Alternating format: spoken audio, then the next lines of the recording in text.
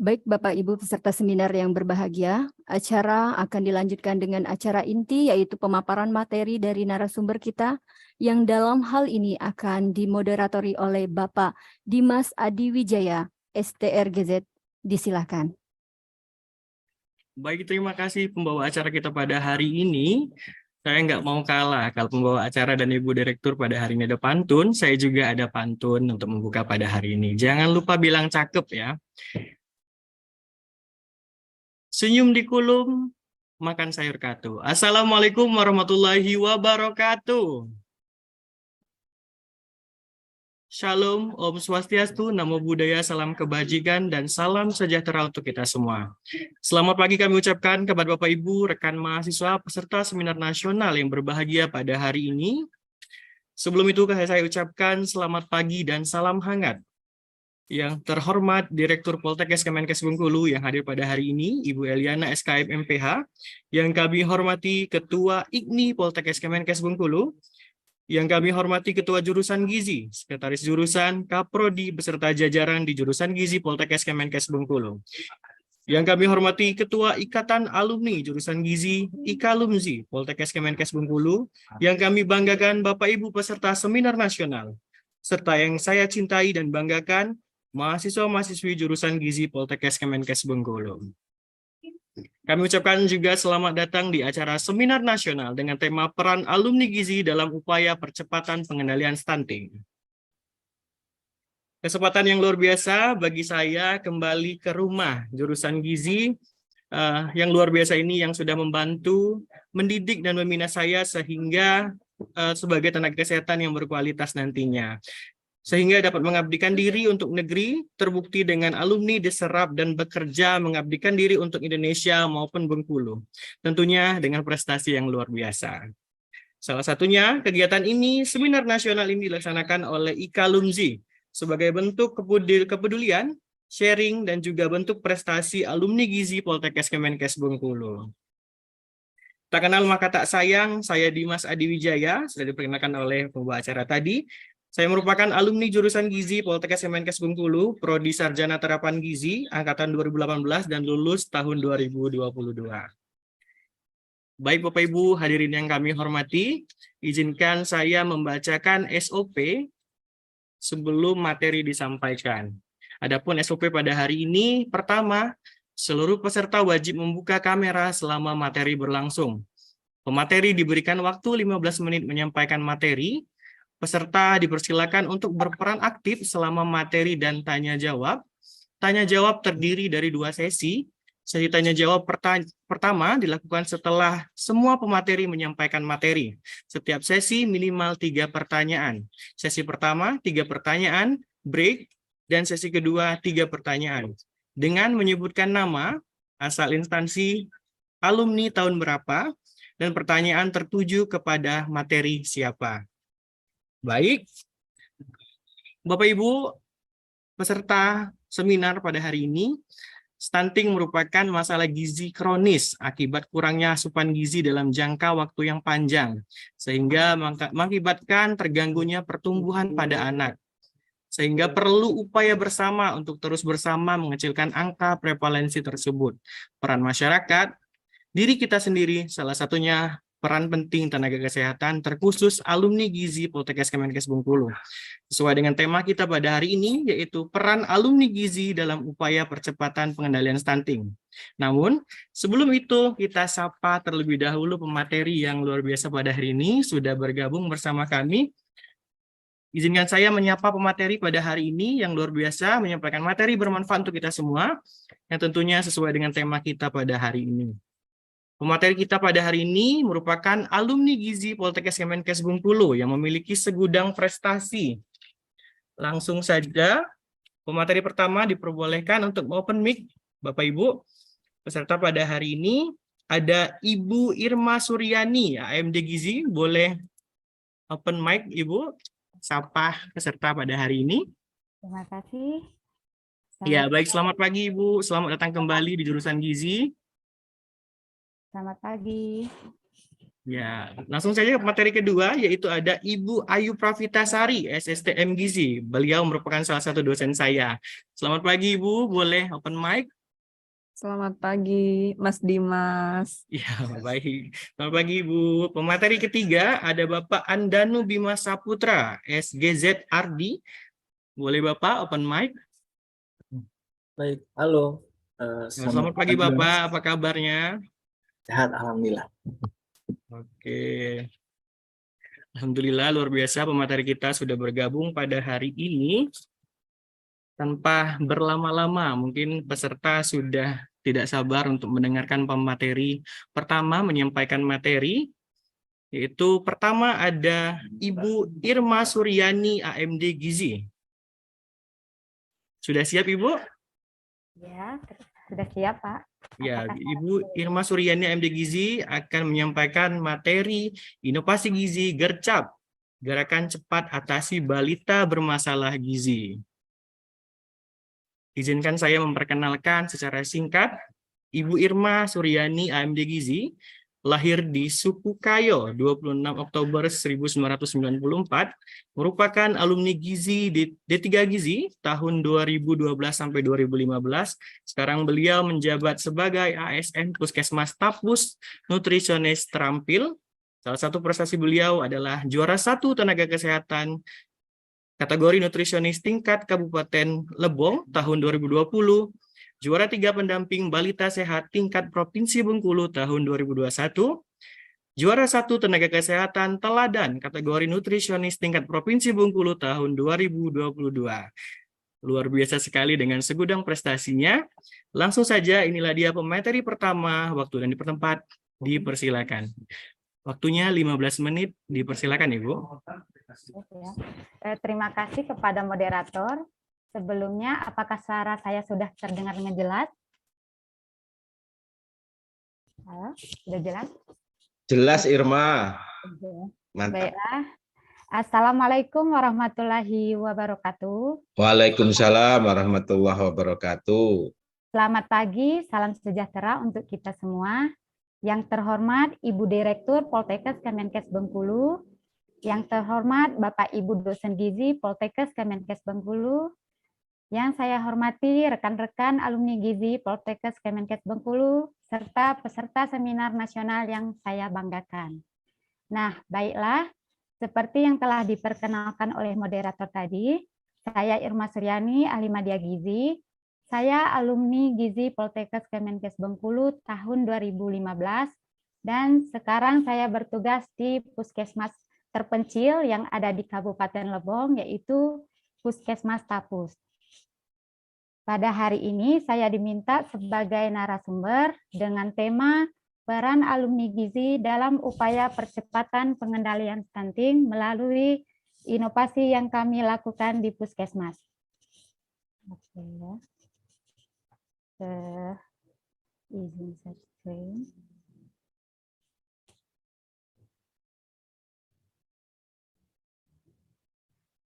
Baiklah.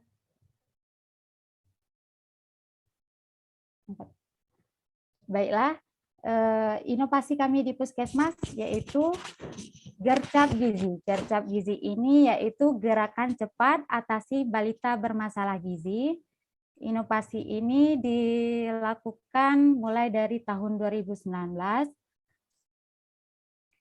Nah, gerakan cepat atasi balita bermasalah gizi merupakan inovasi program Puskesmas Tapus yang diselenggarakan untuk meningkatkan peran serta keluarga dan pihak terkait dalam mengatasi balita yang bermasalah gizi sehingga dapat meningkatkan derajat kesehatan dan status gizi balita.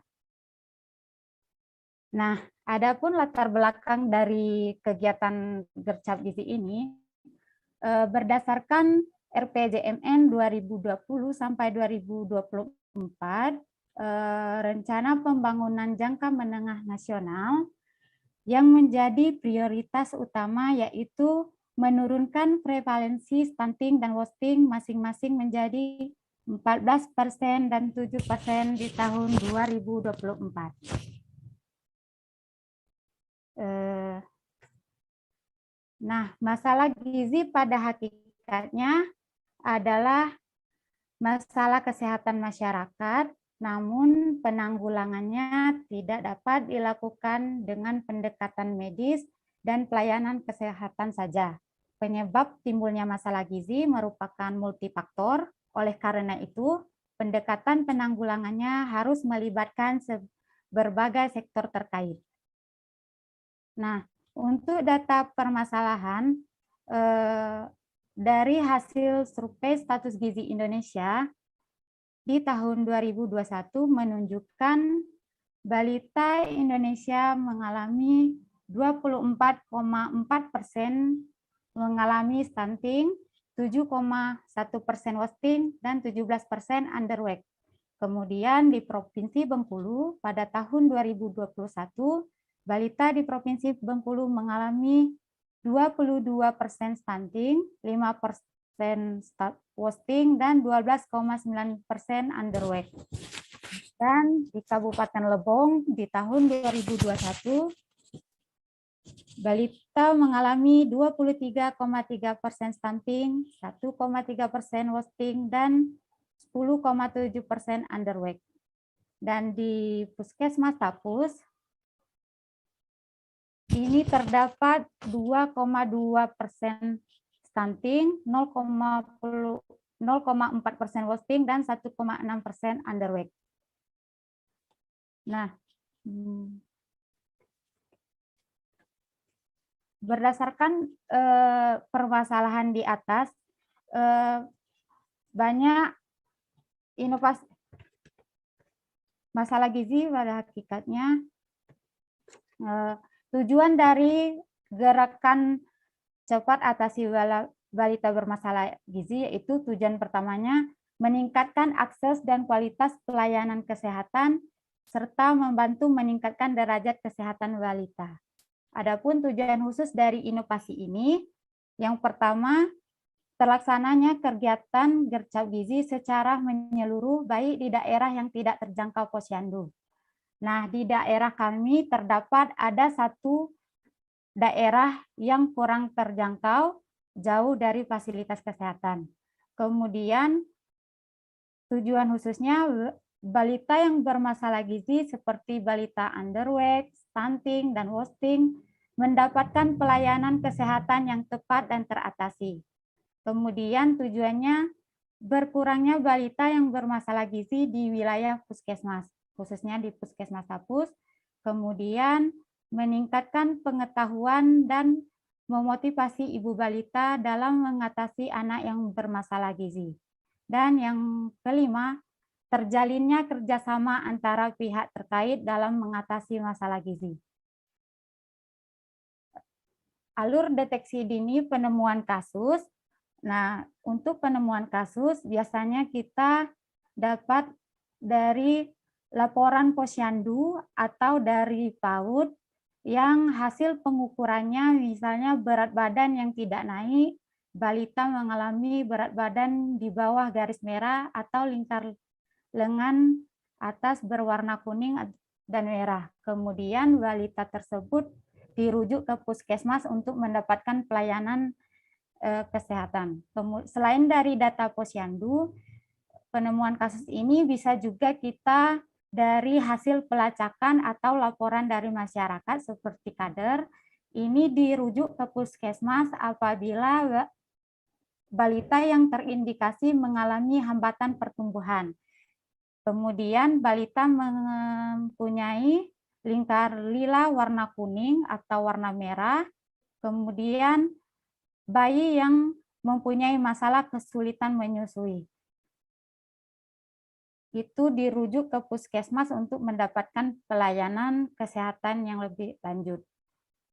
Kemudian untuk kegiatan gercap gizi ini, yang pertama yang kita harus lakukan yaitu persiapan kegiatan. Yang pertama menentukan sasaran.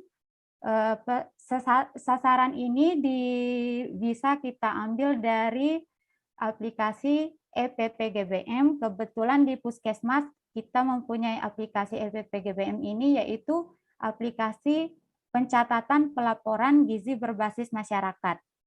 Kemudian setelah menentukan sasaran, kita melakukan identifikasi balita yang terindikasi.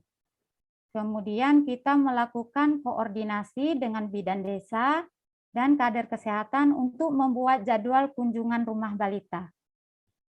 Kemudian menyiapkan PROM PAGT. PROM PAGT ini yaitu untuk proses asuhan gizi terstandar, kemudian persiapan alat antropometri.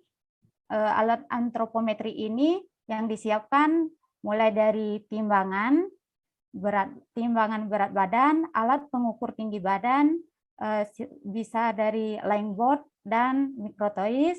Kemudian yang perlu kita persiapkan yaitu buku pedoman standar antropometri anak untuk menentukan status gizi yang seperti di Peraturan Kemenkes nomor 2 tahun 2020.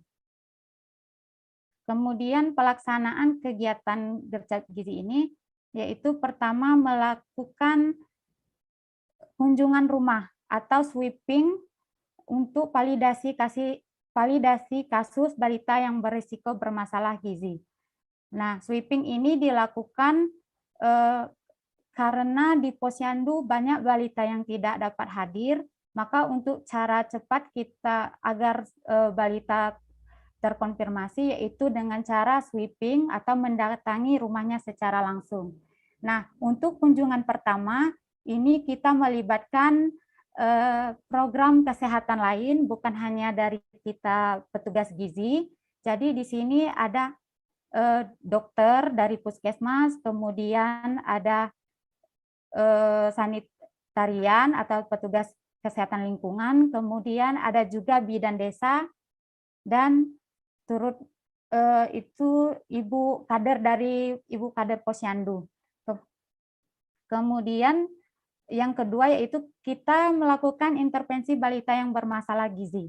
Nah, intervensi balita yang bermasalah gizi, kemudian kita mencatat hasil di laporan PAGT, proses asuhan gizi terstandar. Nah, di laporan ini ada banyak yang berpengaruh di sini, termasuk peran dari tenaga kesehatan lingkungan.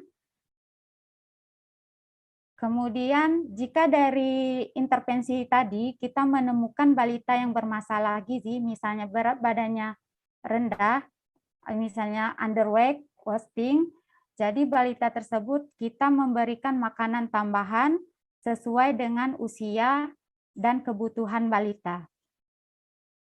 Kemudian yang keempat, memberikan stiker khusus di rumah balita yang bermasalah gizi.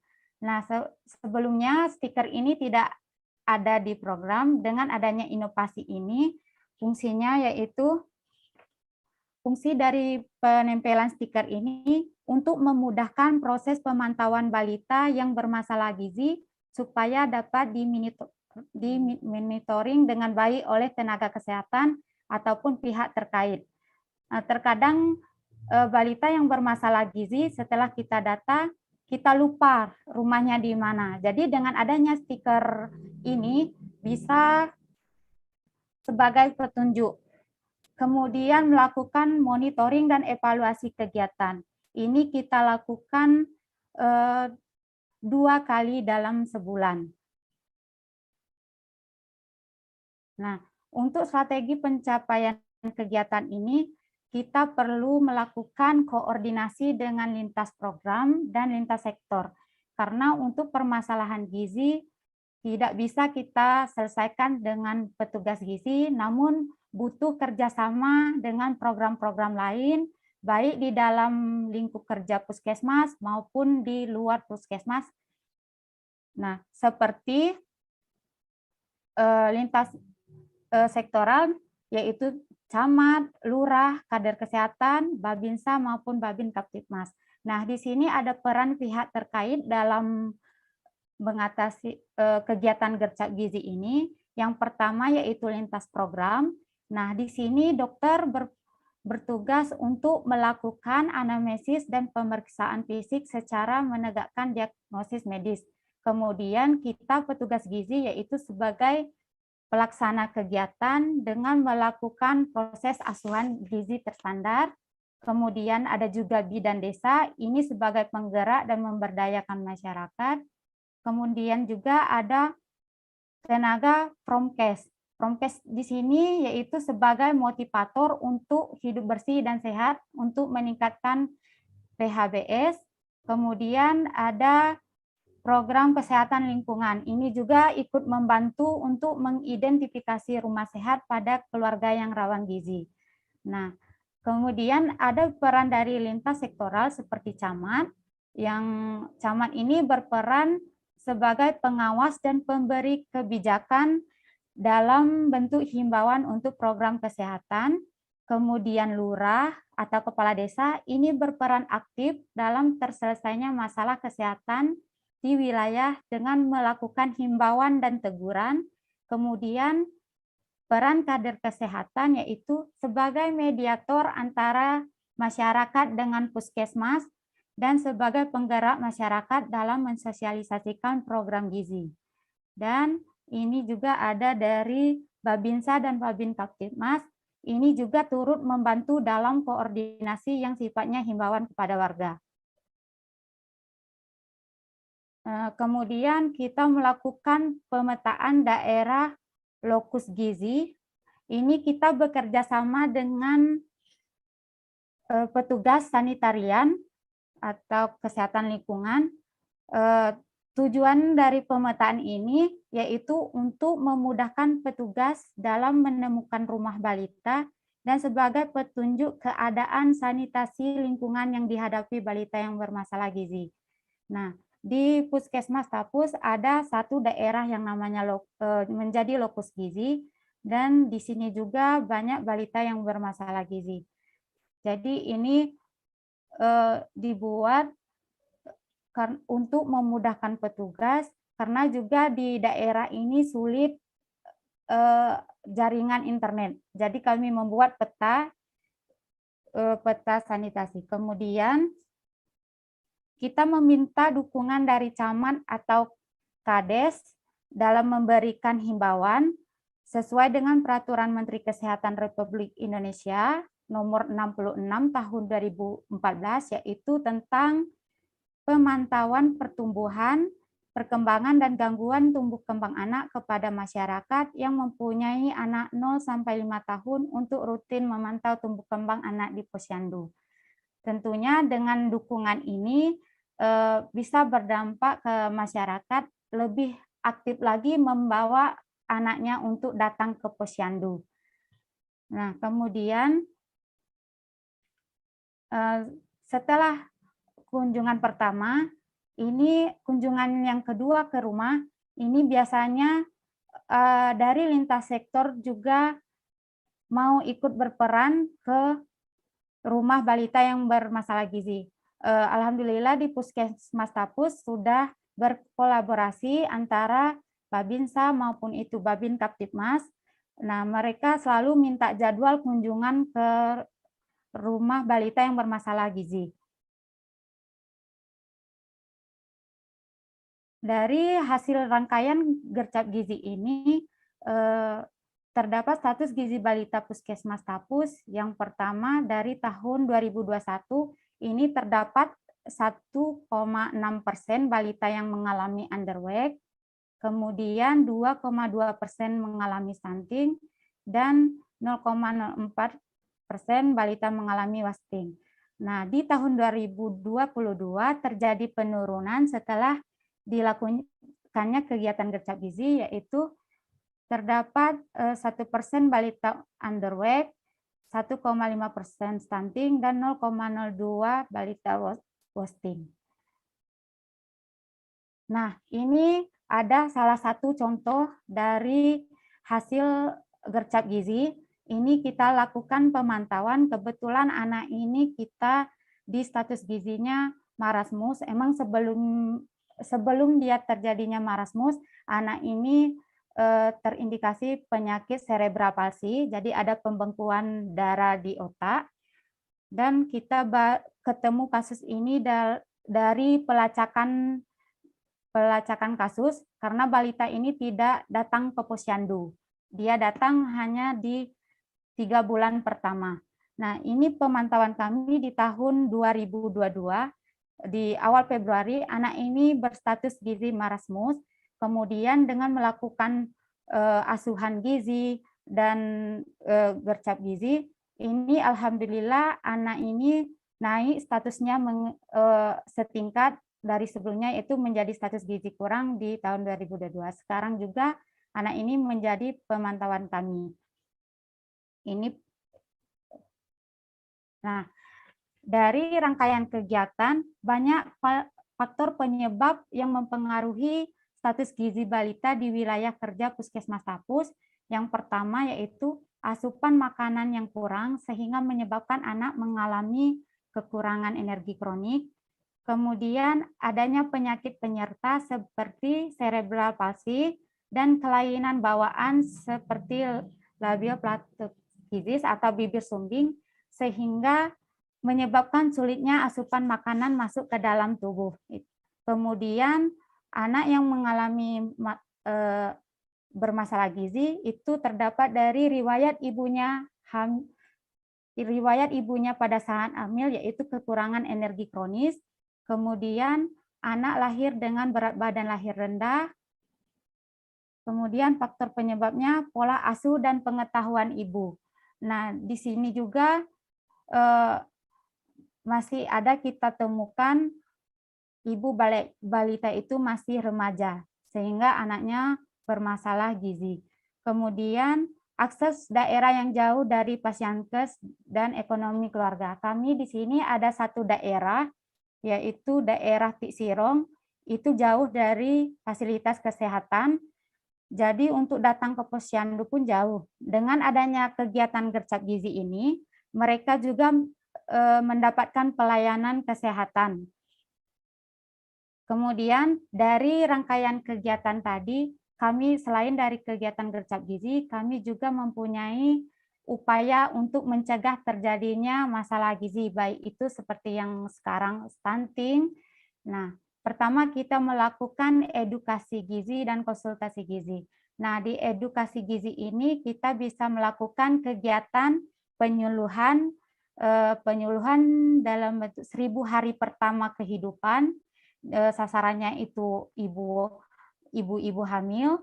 Kemudian melakukan konsultasi gizi. Di sini biasanya konsultasi gizi kita banyak yang konsultasi gizi masalah cara. Waktunya sebentar lagi habis, boleh sedikit dipercepat. Siap Pak, oke. Nah, kemudian pemberian suplementasi gizi ini diberikan mulai dari remaja, itu kami memberikan tablet tambah darah kepada remaja, kemudian PMT untuk ibu hamil, PMT untuk anak balita yang bermasalah gizi seperti kekurangan gizi, kemudian pemberian suplementasi vitamin A. Kemudian kesimpulannya, balita bermasalah gizi tidak hanya sekedar kurangnya asupan kalori dan protein, namun banyak faktor penyebab, yaitu baik secara langsung maupun tidak langsung. Nah, dengan adanya kegiatan gercap gizi ini, balita yang bermasalah gizi mendapatkan pelayanan kesehatan yang tepat dan berkurangnya balita bermasalah gizi di wilayah kerja Puskesmas Tapus. Kemudian terjalinnya kerjasama antara keluarga, kader kesehatan, serta lintas sektor dalam mengatasi masalah gizi. Nah, saran diharap untuk keberhasilan kegiatan ini diharapkan kerjasama antar lintas program dan lintas sektor lebih ditingkatkan lagi agar inovasi ini menjadi lebih maksimal. Dan diharapkan dengan adanya inovasi ini masyarakat, khususnya ibu balita, dapat meningkatkan kesadaran dalam memantau tumbuh kembang anak, baik itu di posyandu maupun di fasilitas kesehatan lainnya, agar kejadian balita bermasalah gizi cepat teratasi. Baiklah, dari kegiatan gercap gizi ini, tadi mungkin sudah dijelaskan pada Bapak Moderator, ini ada beberapa penghargaan yang saya terima. Dari pertama, Lomba Pok Kesehatan di tahun 2019, kemudian ini penghargaan Nakes Teladan di Kabupaten Lebong tahun 2020, dan di tahun 2022 juara 1 di tingkat provinsi. Kemudian ini juga untuk memotivasi balita yang lainnya, kami alhamdulillah Puskesmas Tapus mendapatkan juara 1 tingkat provinsi di tahun 2019 dan juara 3 Lomba Balita Sehat di tahun 2021. Mungkin itu saja yang dapat saya sampaikan. Lebih dan kurang saya mohon maaf. Saya kembalikan kepada moderator. Baik, terima kasih. Materi yang luar biasa sekali pada hari ini disampaikan, yang mana program inovasi Gercap Gizi, gerakan cepat atasi balita bermasalah gizi. Perlu gerakan nyata, memang kerjasama dan lintas sektor, lintas profesi, mulai dari perencanaan sampai terjun langsung ke lapangan, sehingga didapatkan perubahan signifikan pada tahun 2021 dan tahun 2022. Adapun permasalahan gizi yang didapatkan, itu pertama, asupan makan. 2, penyakit penyerta ibu kek, BBLR, pola asuh dan pengetahuan ibu, kurangnya sanitasi, akses daerah yang masih jauh dari Fasiankes dan ekonomi yang rendah. Hal itu yang terus menjadi perhatian kita bersama sebagai tenaga gizi di daerah maupun di kota. Baik, terima kasih pemateri pertama. Nanti kita lanjutkan di sesi tanya jawab di akhir setelah disampaikan semua materi oleh pemateri. Untuk teman-teman semua atau Bapak Ibu, rekan mahasiswa peserta seminar pada hari ini, silakan siapkan pertanyaan. Berita gembira bahwasanya akan ada sedikit door prize untuk 3 pertanyaan terbaik setiap sesinya akan dipilih oleh moderator kita. Nanti boleh dibantu Ibu moderator, Bapak Ibu, untuk pertanyaan terbaik. Door prize-nya itu sedikit bisa beli geprek kuota mungkin nantinya untuk peserta yang memiliki pertanyaan terbaik. Baik, lanjut kita ke pemateri kedua, yaitu ada Ibu Ayu Pravitasari, SSTM Gizi, yang akan menyampaikan materi peran Poltekkes Kemenkes Bengkulu dalam upaya percepatan penurunan stunting. Bagaimana Ibu Ayu, udah siap? Ya, siap. Sedikit kita memperkenalkan terlebih dahulu. Ibu Ayu Pravitasari, SSTM Gizi, lahir di Bengkulu 8 Desember 90, merupakan lulusan D4 Gizi Poltekkes Kemenkes Bengkulu dan lulusan S2 Universitas 11 Maret, Solo, Ilmu Gizi. Sekarang beliau menjabat sebagai dosen tetap Poltekkes Kemenkes Bengkulu, memiliki segudang prestasi, jurnal, dan penulis buku. Salah satunya penulis buku Pedoman Praktikum Ilmu Pangan untuk D3 dan D4 Gizi, penulis Pedoman Praktikum Teknologi Pangan untuk D3 dan D4 Gizi. Langsung saja, pemateri yang luar biasa kita pada hari ini kita sambut Ibu Ayu Pravita. Waktu dan tempat dipersilahkan. Waktu 15 menit, Ibu. Terima kasih, moderator. Suara saya terdengar jelas ya? Jelas, Ibu. Oke.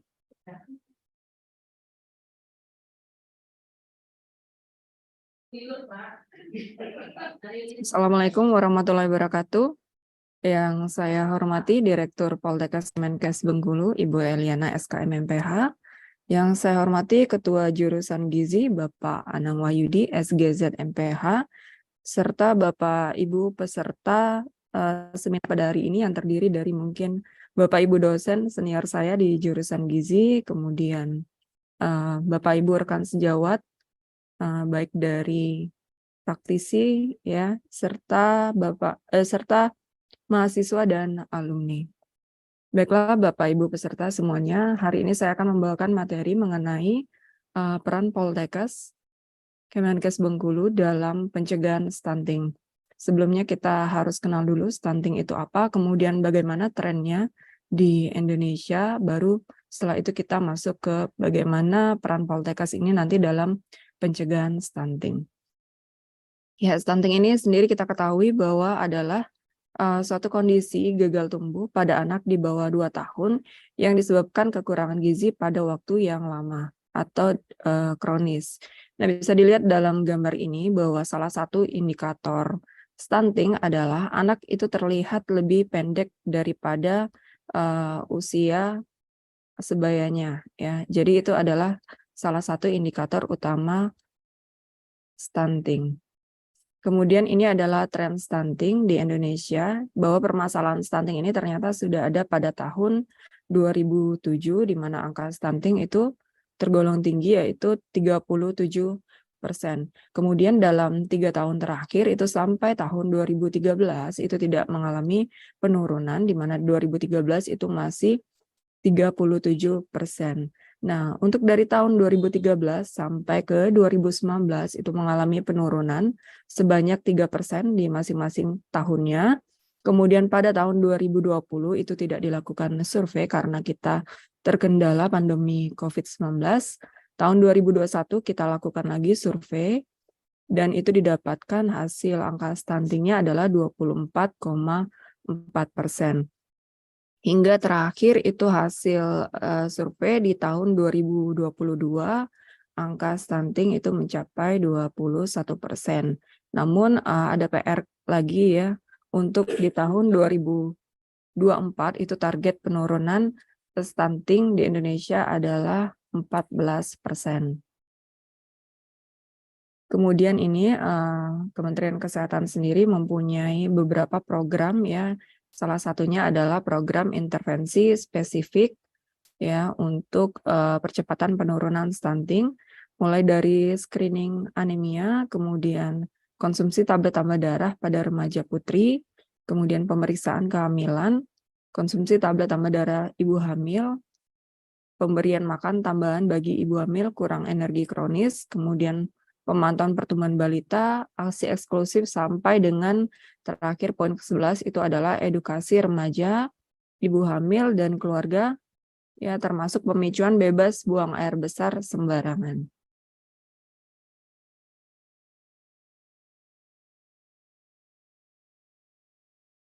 Selanjutnya, Poltekkes Kemenkes Bengkulu sendiri merupakan salah satu lembaga pendidikan tinggi vokasi yang bidang kesehatan yang di bawah Kementerian Kesehatan dan memiliki pusat unggulan IPTEX dengan tema itu stunting. Jadi Poltekkes Kemenkes Bengkulu ini punya lembaga ya, lembaga pusat unggulan IPTEX, itu temanya adalah penanggulangan stunting berbasis kesehatan ibu dan anak.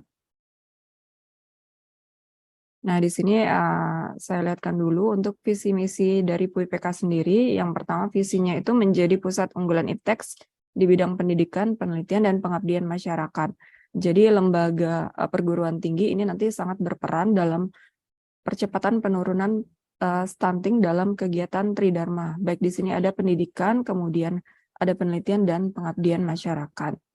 Untuk misinya sendiri yaitu mengembangkan hasil ilmu pengetahuan dan teknologi dalam penanggulangan stunting berbasis kesehatan ibu dan anak, kemudian melaksanakan penelitian dan pengabdian masyarakat yang berfokus pada penanggulangan stunting berbasis kesehatan ibu dan anak, menyebarluaskan dan mengembangkan produk hasil penelitian dan pengabdian masyarakat dalam penanggulangan stunting, serta menjalin kemitraan dan jejaring dalam penanggulangan stunting berbasis kesehatan ibu dan anak.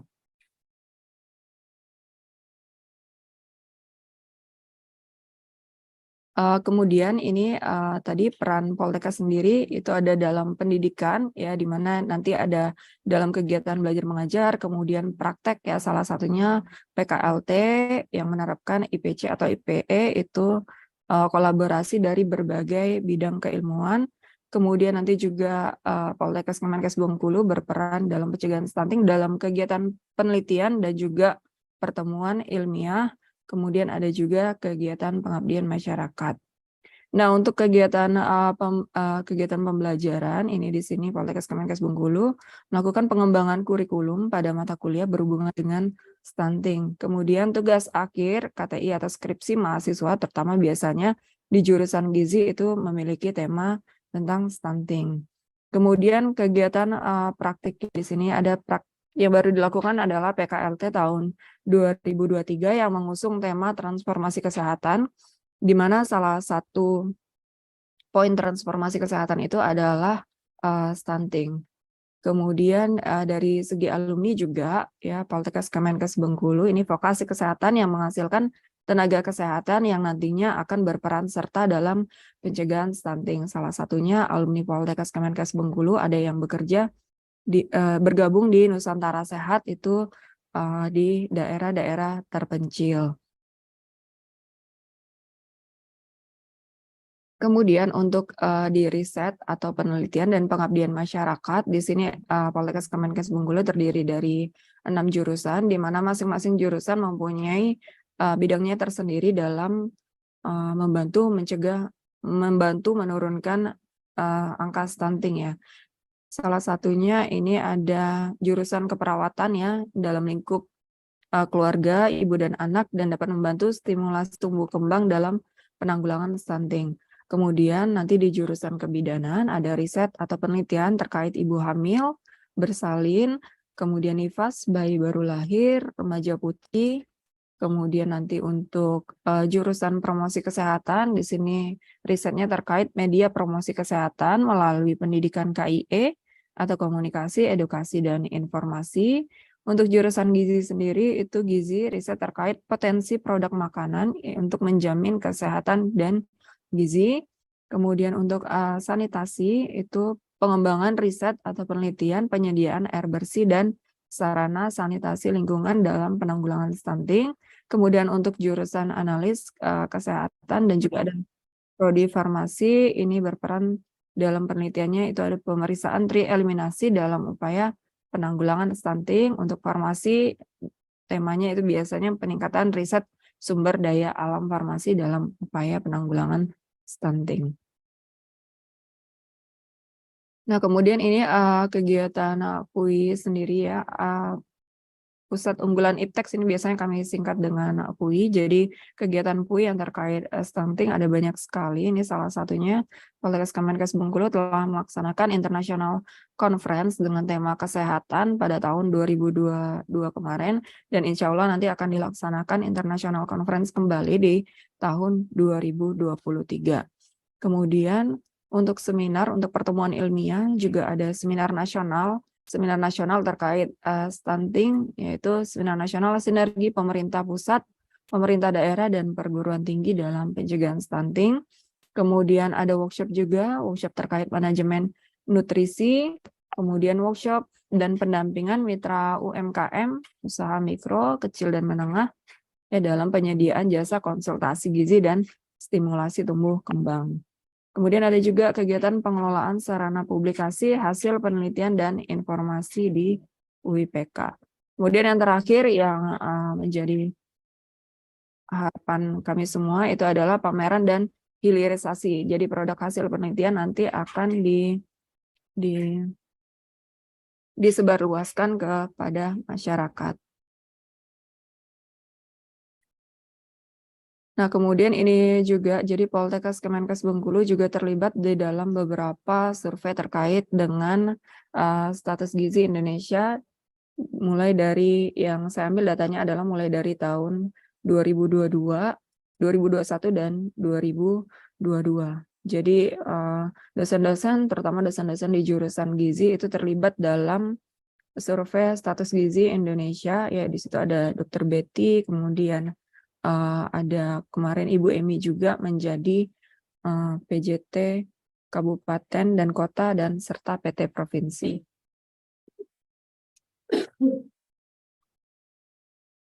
Nah, kemudian ini kegiatan Poltekkes ya, kegiatan Poltekkes dalam membantu penurunan angka stunting.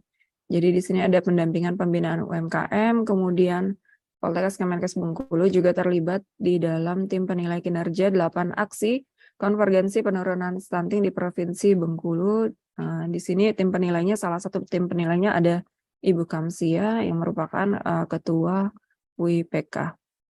Ya, kemudian ada juga kegiatan launching dapur sehat atasi stunting atau dahsyat ya. Jadi banyak sekali kegiatan di Poltekkes Kemenkes Bengkulu yang nantinya akan mendukung percepatan penurunan stunting ya dengan berbagai bidang ilmu yang berkolaborasi. Nah, ini seminar-seminar yang sudah dilakukan Poltekkes Kemenkes Bengkulu dengan PUIPK itu dalam upaya mencegah penurunan stunting. Ya, mungkin itu saja materi dari saya. Sebelumnya saya izin pantun ya, karena tadi dari MC, kemudian Ibu Direktur dan moderatornya juga berpantun, saya izin berpantun. Ya, jalan-jalan ke Tanah Tinggi Genting, lihat artis di foto paparazzi. Saya berkomitmen dalam pencegahan stunting bersama-sama Ikatan Alumni Gizi. Wabillahi taufiq wal hidayah. Wassalamualaikum warahmatullahi wabarakatuh. Terima kasih. Waalaikumsalam warahmatullahi wabarakatuh. Terima kasih Ibu Ayu Pravitasari. Pantun dengan ditutupnya pantun berakhir juga materi yang disampaikan.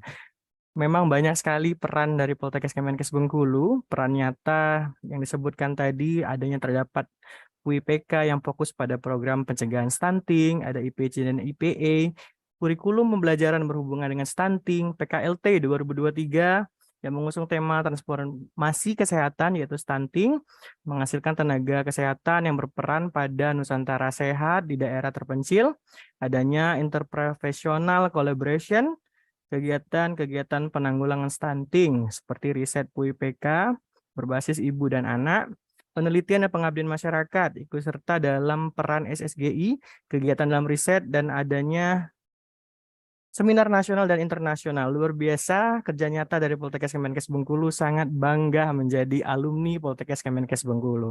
Baik, terima kasih Ibu Ayu Pravita sebagai pemateri kedua kita pada hari ini.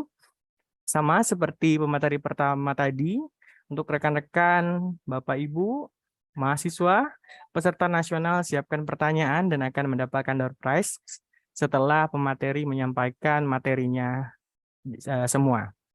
Baik, lanjut ke pemateri ketiga. Ada Bapak Andanu Bima Saputra. Bapak udah siap? Boleh? Baik, sudah Boleh. insya Allah. Ya, boleh. Kita perkenalkan diri terlebih dahulu. Izinkan saya memperkenalkan diri. Bapak Andanu Bima Saputra, SGZ Dietitian atau ARDI, lahir di Air Bening 27 November 1992, alumni D3 Gizi Poltekkes Kemenkes Bengkulu tahun 2014, dan lanjut ke profesi FK Universitas Brawijaya Program Studi Dietitian tahun 2022, dengan prestasi publikasi hubungan paparan sinar matahari, status gizi, dan asupan makan terhadap kadar vitamin D, anak dan remaja penderita diabetes mellitus, tipe 1, Amerta Nutrition. Beliau sekarang menjabat Dietitian RSUD Kabupaten Rejang Lebong. Kepada Bapak, waktu 15 menit, dipersilakan untuk menyampaikan materi. Baik, terima kasih Mas. Oke, saya izin share screen, boleh? Baik. Boleh Bapak?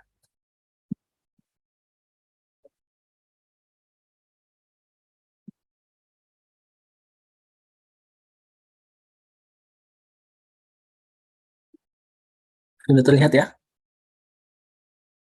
Siap, sudah Pak. Baik, Assalamualaikum warahmatullahi wabarakatuh.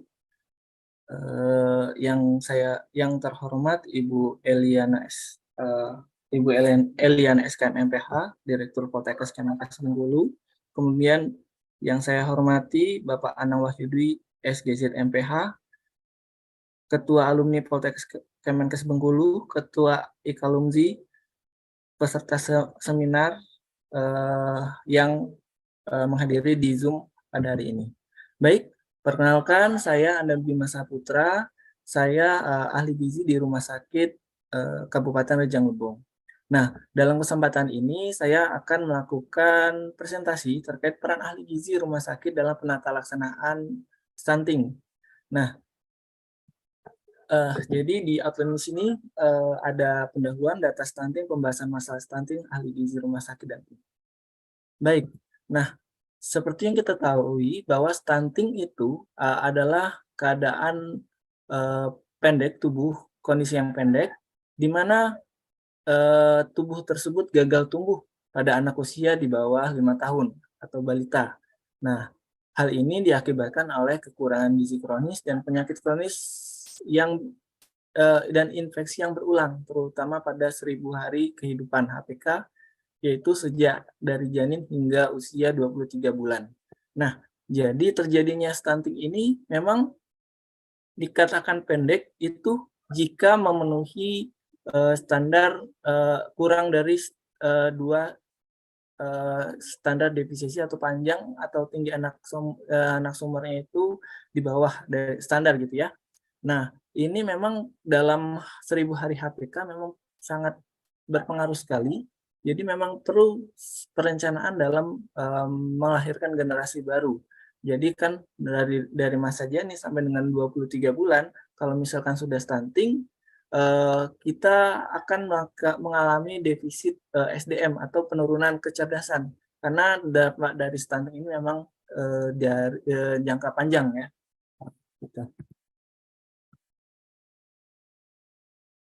Nah, di sini untuk data stunting dari Riskesdas yang terakhir tahun 2018 berada di 30,8, itu lumayan tinggi ya. Nah, untuk yang selanjutnya Riskesdas mungkin terjadi penurunan karena dari data SSGI kita sudah mengalami tren yang juga menurun. Di 2022 21,6% data SSGI. Mungkin dari Riskesdas insya Allah juga menurun. Oke. Nah, penurunan data stunting di sini memang penurun, tapi untuk stunting yang sebelum-sebelumnya lumayan sangat tinggi. Artinya untuk demografi generasi kita selanjutnya memang bakal terjadi penurunan kalau tidak dimonitoring secara rinci gitu, secara terus-menerus. Di Bengkulu sendiri, di sini didapatkan untuk datanya walaupun sudah mengalami penurunan, angka yang rentan sekali untuk stunting itu di usia 12 bulan sampai dengan 59 bulan, atau artinya adalah balita yang sudah di atas 2 tahun ke 5 tahun gitu ya. Nah, ini mungkin bisa jadi dikarenakan terkait pemberian makanan kepada anak, karena anak seusia ini memang sering terjadi GTM atau gerakan tutup mulut gitu. Jadi maunya main terus, orang tuanya lupa memberi makan atau untuk dan beberapa penyebab yang lainnya. Baik, berdasarkan riset dari berbagai penelitian, permasalahan terkait pemberian makan bayi dan anak atau PMBA ini adalah yang pertama, pemberian MPASI yang terlalu dini. Artinya kita ketahui bahwa diwajibkan untuk ASI eksklusif. Kenapa? Karena untuk kandungan gizinya itu disesuaikan dengan kebutuhan bayi, berbeda-beda setiap anak, kebutuhan individu, dan itu bisa dipenuhi dengan ASI dari ibunya kayak gitu. Nah, pemberian MPASI yang terlalu dini itu bukannya memenuhi gizi anak, tetapi menjadikan anak beradaptasi untuk makanan yang asing terlalu dini ketika tubuh dia belum siap. Artinya belum siap untuk mencerna makanan, sudah diberikan MPASI secara dini, kurang dari 6 bulan. Nah, kemudian hanya 46,6% anak usia 6 sampai 23 bulan yang mengkonsumsi MPASI dari makanan yang beragam. Nah, jadi walaupun peningkatan tinggi badan itu dipengaruhi dari makanan sumber protein, kita direkomendasikan selalu untuk mengkonsumsi makanan yang beraneka ragam. Walaupun itu sedang dalam pengenalan makan, artinya masa dini MPASI setelah 6 bulan ke jalan 23 bulan, nah tetap pemberian makanannya harus yang beraneka ragam. Jadi jangan monoton kalau pemberian makanannya. Ya. Nah, itu yang direkomendasikan agar terhindar dari stunting sebenarnya. Kemudian 44% tidak diberikan protein hewani, 41,3% bentuk makanan tidak sesuai umur, tekstur bubur dan tidak kental, 24% frekuensi pemberian MPASI tidak sesuai umur, 49,3% jumlah porsi makan tidak sesuai umur.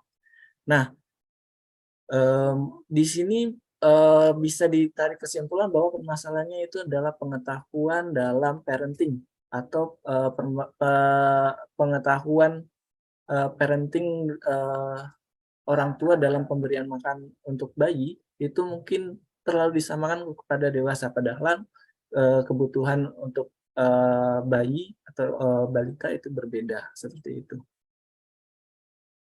Nah, intervensi dari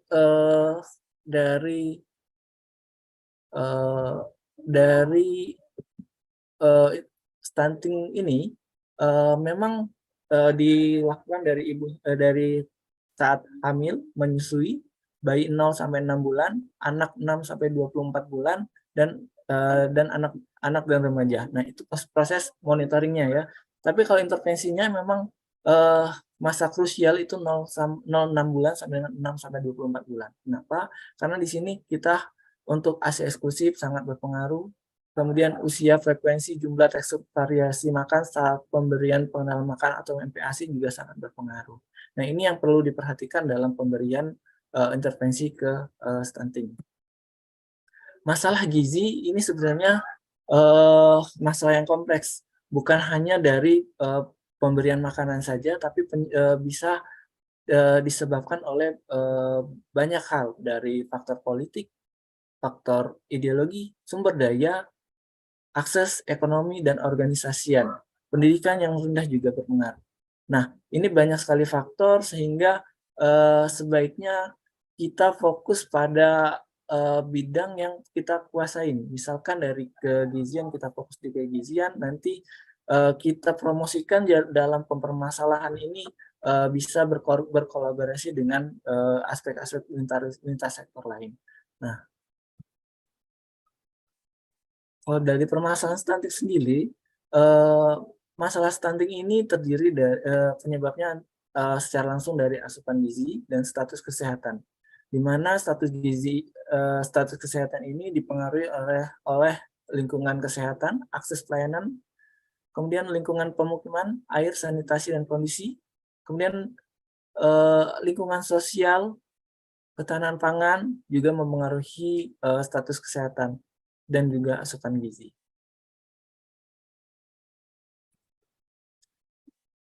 Nah, ini untuk intervensinya sama, ditekankan pada sejak konsepsi sampai dengan 24 bulan. Dan intervensi untuk yang sangat krusial sekali sejak lahir, pemberian ASI eksklusif dan MPASI untuk langsung ke anaknya. Nah, ini adalah dampak jangka pendek dan jangka panjang pada anak stunting. Anak stunting ini karena pada 1000 hari kehidupannya itu sangat berpengaruh. Nah, inilah yang mempengaruhi keadaan stunting. Stunting itu bukan suatu penyakit, jadi kalau misalkan ada tetangganya atau teman-teman yang punya anak yang stunting, jangan dibully. Karena stunting itu adalah suatu kondisi di mana dampak notifikasi atau tanda-tanda bahwa bakal ada dampak-dampak yang selanjutnya yang akan terjadi gitu, yang akan buruk terjadi gitu. Jadi kalau dampak jangka pendek, perkembangan otak, kalau dia anak yang lebih pendek dari ukuran panjang badannya dari anak seusianya, kalau misalnya terjadi, bisa dipastikan perkembangan otaknya itu agak terhambat karena asupan nutrisinya juga kurang. Nah, ini kalau tidak bisa di catch up growing atau dimonitoring, diperhatikan lagi, dampak jangka panjangnya bisa menyebabkan penurunan kognitif dan prestasi belajar. Jadi kalau misalnya anak stunting itu tidak bisa dipaksakan untuk menjadi orang yang berprestasi, misalnya misalnya di prestasi dalam kelas. Nah, karena batasan atau limit dari otaknya itu tidak sama dengan anak seusianya, kayak gitu. Jadi tidak bisa dipaksakan, itu jangka panjangnya. Makanya dalam proses itu jangan sampai terjadi stunting. Kemudian pertumbuhan massa tubuh dan komposisi tubuh, komposisi badan. Nah, ini kalau dia tidak sama dengan tubuh seusianya, ini bisa menyebabkan penurunan kekebalan tubuh dan kapasitas kerja. Kalau penurunan kekebalan tubuh artinya anaknya sering sakit. Kalau misal sering sakit, sering izin, sering ini, jadi kapasitas kerjanya kurang bisa bisa memaksimalkan efisiensi dari jenis kerja. Kemudian dari metabolisme sendiri, dari individunya sendiri, metabolisme glukosa terhambat, lipid terhambat, protein terhambat, hormon-hormonnya tidak beraturan, reseptor dan gen. Jadi bisa meningkatkan resiko diabetes, obesitas, penyakit jantung, pembuluh darah, dan penyakit degeneratif yang lain itu lebih tinggi daripada orang yang tidak stunting. Gitu. Nah, jadi dampak stunting ini bukan cuma dari terlihat di awalnya. Jadi kayak seperti bongkahan gunung es hanya terlihat kecil. Oh, itu anak stunting. Berarti itu tandanya itu. Tapi dampaknya ini sangat sangat besar.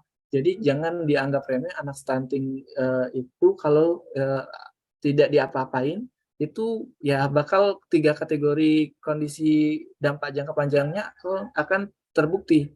Jadi untuk mencegah menjadi lebih parah atau menjadi stunting, memang harus selalu dimonitoring keadaan asupan makanannya, lingkungannya, dan pola makannya.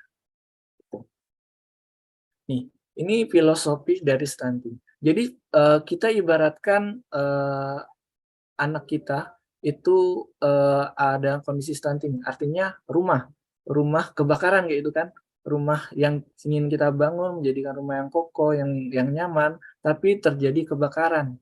Nah, yang disebutkan dengan stunting adalah alarm kebakarannya. Ini ada alarm kebakaran. Jadi kalau alarm yang berbunyi berarti kita memerlukan bantuan. Nah, bantuannya itu dari mobil kebakaran. Artinya dengan anak yang di rumah kebakaran itu ingin memadamkan api, jadi butuh bantuan mobil pemadam kebakaran. Jadi kondisi stunting itu adalah tanda-tanda yang harus diperhatikan dan tidak boleh diabaikan. Baik, kita masuk ke ahli gizi di rumah sakit. Jadi peran ahli gizi di rumah sakit ini adalah untuk melakukan rangkaian kegiatan yang dilakukan untuk memenuhi kebutuhan gizi pasien baik itu rawat jalan dan rawat inap. Nah, prosesnya itu ada screening gizi dan asuhan gizi serta terselenggaranya pemberian makanan pada pasien pada akhirnya. Nah, dasar kegiatannya itu sejak peraturannya dari Permenkes nomor 78 tahun 2013, di mana kita ada pedomannya untuk melakukan screening gizi, asuhan gizi terstandar dan penyelenggaraan makanan. Nah, ini proses profesional yang pemberian asuhan kepada pasien.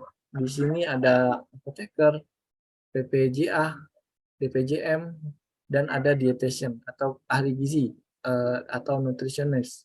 Jadi yang berhak melakukan intervensi secara langsung pada pasien adalah profesional berikut. Nah, mekanisme pelayanan gizi di rumah sakit, pasien ada masuk rawat jalan dan rawat inap.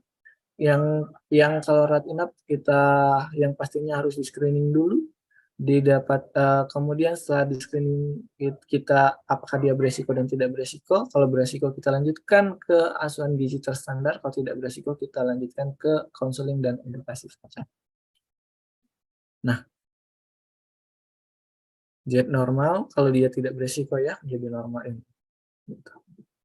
Jadi proses asuhan gizi terstandar ini ada pengkajian gizi, diagnosis gizi, intervensi gizi, dan monitoring dan evaluasi gizi. Nah, screening gizi pada anak yang digunakan parameter yang baik adalah yang digunakan adalah strong kit. Strong kit ini lebih sensitif kepada anak-anak yang memiliki kelainan atau penyakit kayak gitu. Nah, screening gizi ini bisa dilakukan oleh tenaga kesehatan. Artinya di pertama kali masuk, misalkan masuk UGD kayak gitu, dilakukan oleh perawat, memang perawat atau petugas kesehatan. Nah, kita sebagai ahli gizi melakukan rescreening kembali atau memastikan hasil screening yang dikerjakan oleh teman sejawat kita itu benar, memastikan bahwa pasien tersebut dalam kategori malnutrisi atau tidak malnutrisi.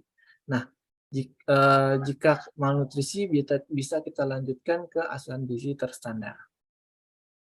Nah, bagaimana proses asuhan gizi terstandar atau PAGT? Nah, ini asuhan yang mendetail, benar-benar mengkaji kepada pasien, baik itu dari antropometri, ukuran bentuk tubuhnya, dari biokimianya, dari fisik klinisnya, dari riwayat penyakitnya, riwayat pendidikannya, riwayat makannya, dan obat atau alergi yang dimiliki oleh pasien. Dengan demikian kita bisa mengidentifikasi masalahnya. Nah, identifikasi masalahnya itu didapat selanjutnya menjadikan dasar dalam menegakkan diagnosa gizi. Jadi diagnosa gizi ini sesuai dengan keadaan yang saat ini langsung. Jadi apapun permasalahannya harus ditegakkan diagnosanya sehingga bisa diintervensi. Karena dasar intervensi adalah diagnosis gizi. Baik itu dari perencanaan makanannya, edukasinya, konselingnya, atau berkolaborasi dengan teman sejawat lain juga dengan dasar diagnosis gizi kita.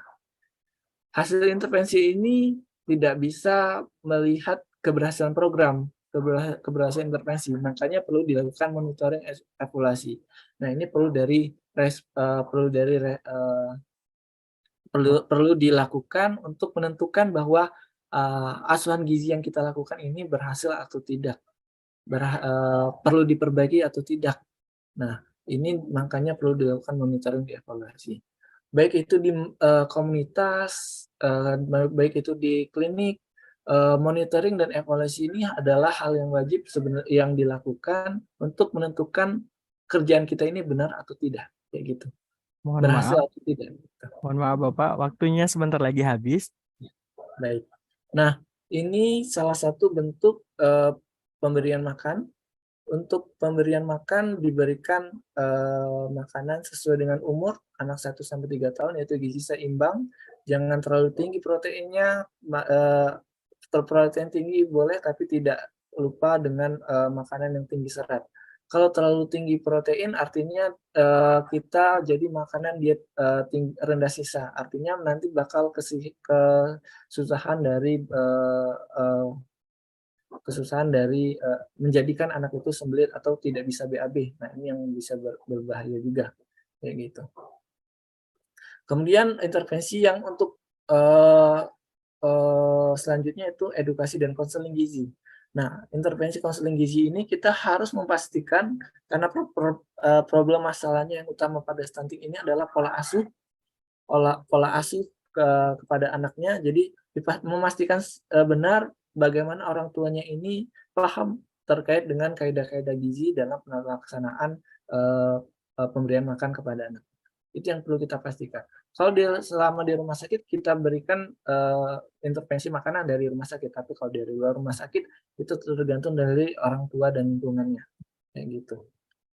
Nah, ini yang perlu dilakukan pada saat pulang, monitoring pasien pasca rawat dengan stunting, berarti kita berusaha agar tumbuh kembang dan kecerdasan anak ini optimal, walaupun perkembangan otaknya itu tidak sama seperti biasa kebanyakan orang. Usahakan kecerdasannya itu optimal atau mengoptimalkan hal yang sudah ada, kayak gitu. Kemudian puskesmas dan posyandu harus tetap memonitoring berat badan dan berat badan dan tinggi badan, serta menandai orang-orang yang anaknya stunting untuk petugasnya, di mana untuk generasi berikutnya itu tidak terjadi stunting kembali. Baik, ini closing statement dari saya mungkin. Stunting ini bukan hanya ukuran tinggi badan pendek yang memprihatinkan, tetapi lebih serius dampak stunting terhadap rendahnya kecerdasan dan mempengaruhi kualitas SDM. Stunting harus dicegah untuk generasi berikutnya. Ini tiga hal yang perlu untuk mencegah stunting: perbaiki pola makan, perbaiki pola asuh, perbaiki sanitasi dan akses air bersih. Mencegah stunting bukan hanya sekedar masalah sektor kesehatan, akan tetapi masalah non-kesehatan diantaranya masalah ekonomi, sosial budaya, dan masalah lingkungan. Baik, mungkin itu saja presentasi dari saya, lebih dan kurang dimohon maaf. Kembali ke moderator. Terima kasih.